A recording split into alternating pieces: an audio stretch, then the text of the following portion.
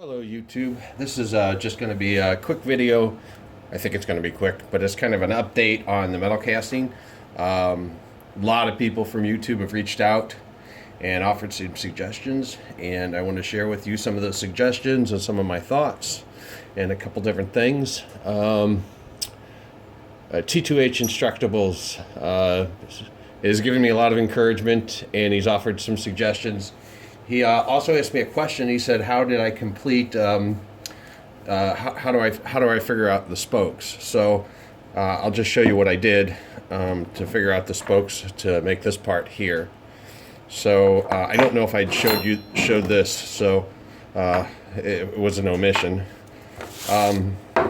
This is my pattern here, and I just went ahead and put this ring. It's a brass ring. I have a few of these. There and outlined that, and then this is a slice of I think it's 3/4 inch brass, which is the hub here. The same here. These are the hubs. So, and I just put those here, and then I put a ring around there, and then I drew a line directly through the center of the circle, and then from that line I just have this metal protractor. I believe this was my great-grandfather's. My grandfather, Grandpa Dunstan from Alton. And these were his tools when he passed. Anyway, so I just take this angle gauge and I set it to 120. The mark is right there in the center. I don't know if you can see that. And then if you let's see here.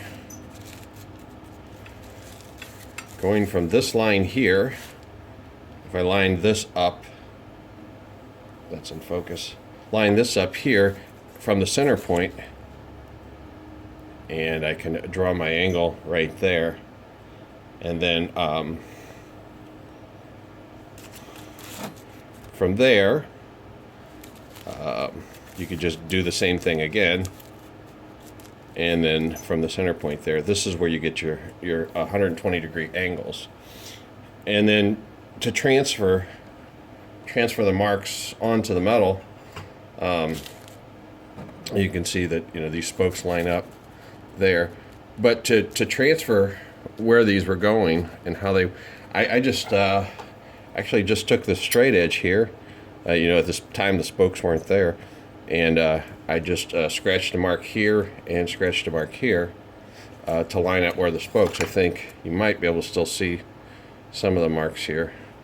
And then I did the same thing here. I just lined it up when it was sitting on this pattern, and I laid the straight edge across there. And the same thing for here.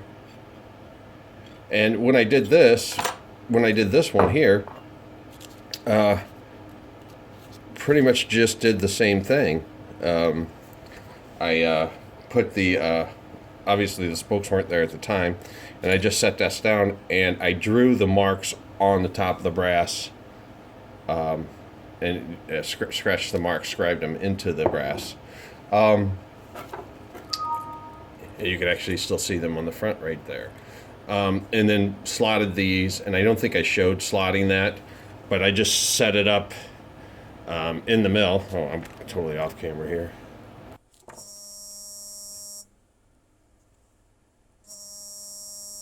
Just set it up in the mill vertically, and just by sight. I did it just by sight. I don't have a rotary table. Maybe an interesting thing to come get one of these days. Okay, and so then I just cut the grooves the same thickness of this. I just happened to have a milling bit that was the exact same thickness of this, and so I just milled these out, and just the dimensions of these. That's, I think, when the video came in, when I cut in, was when I was doing these back pieces here and curving over. So yeah, I didn't get all that done, but that is how I created those. So T2H, that was just wanted to explain to you, answer your question. I want to thank you very much. Couple other thoughts on the casting. Well, I definitely wanted to see better castings than I have made, and I know it's possible. I just don't know how to do it just yet. But I did go online and I did a bunch of research. I was looking at some videos. Let's see, Cold Coffee mentioned something to me about a draft angle, and so I looked up draft angle on casting, and so apparently in molds, when you in mold pattern making, so I got like a 90-degree angle here, and I have to have a relief to pull it out of the sand on all the edges. So this is something I didn't even know, I didn't even consider, but given Cold Coffee's comments, I went out and found a bunch of information. So I need to make some new patterns so I'll be able to more easily get these out of the sand mold, which I've had a huge problem with. The other part on the casting is the casting sand. The My Ford boy, hundreds of videos. I would say hundreds of videos casting.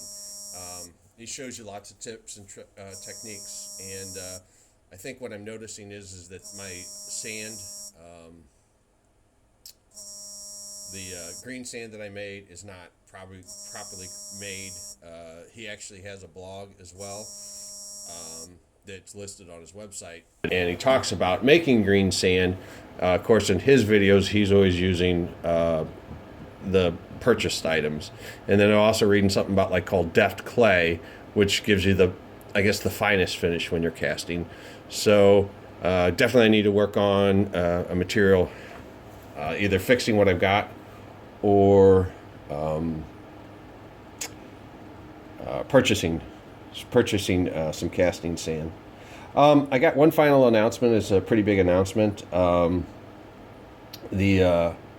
have a friend that works at the St. Louis Science Center, and I think it's on March 4th. They're having a steampunk event, and I've been invited to show some of my steam engines, like the one here in the back. This just happens to be a PM steam engine that I built. It runs pretty nice. And I have a few other ones you may have seen. I have a few Stuart Turners. And there's a Stuart. I've got to get that one finished put together. Pretty close. I just happen to work on the stuff that interests me at any given time. So this one's been sitting on the shelf for a couple weeks now, but I do need to get back to it so I can be ready for the show. So I'm pretty excited. The Steampunk event at the St. Louis Science Center, March 4th, I believe. More details will be coming. Okay, I'm going to wrap this video up. Thank you guys for watching, and have a great day.